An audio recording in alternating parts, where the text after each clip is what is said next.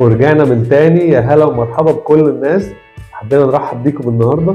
عايزين نقول سؤال بيطرح علينا كتير قوي اثناء المتابعه.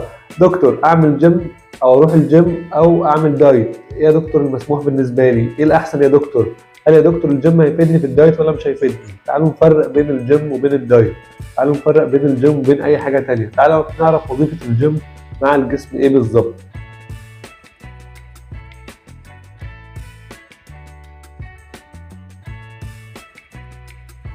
الجيم هو أداة لحرق السعرات. حضرتك لما بتطلع على التريد ميل فحرق سعراتك بيزيد، يعني بالتالي انت جسمك بيحتاج يوميا 2000 سعر حراري عشان يفضل وزنك ثابت. انت بتدخل 2000 سعر حراري، طيب وبتحرقهم؟ بحرقهم. طب لو جيت عملت مجهود حركي في الجيم تلت ساعة على الايروبكس، على التريد ميل، على اي أداة او وسيلة لحرق الدهون او وسيلة لحرق السعرات، ايه اللي بيحصل؟ بيبدأ جسمك يحرق خلال هذا اليوم 2500 سعرة. طيب انت دخلت له 2000، فبياخد 500 سعره من مخزون الجسم، فبالتالي انت كده كانك تناولت منتج لزياده الحرق، حرقك زاد. طيب يا دكتور انا لما اروح الجيم كسيده اعمل ايه في الجيم؟ حضرتك استهدفي اماكن السمنه الموضعيه، لان هي دي اكتر اماكن ممكن تنزل بالجيم. يعني ايه يا دكتور اماكن السمنه الموضعيه؟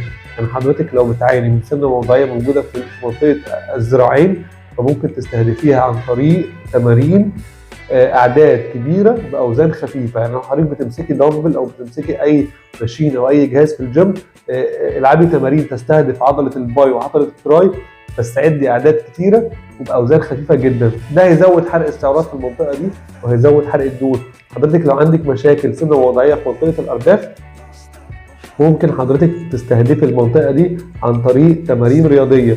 يعني انا يا دكتور لما اروح الجيم العب تمارين فتنس ولا العب تمارين لياقه، ولا يا دكتور اطلع على المشايه؟ كل الحاجات دي مفيده، بس لازم تعرفي وظيفه كل حاجه. المجهود الحركي والتريد ميل والايروبكس والحاجات كلها اللي هي فيها تنطيط او فيها حركه، دي كلها بتزود حرق السعرات. طيب التمارين اللي هي بتستهدف اماكن معينه دي بتحرق الدهون الموضعيه، زي تمارين الرجل السفليه، زي تمارين الخلفيه، زي تمارين الاماميه، زي تمارين السمانه، كلها دي بتستهدف اماكن السمنه الموضعيه.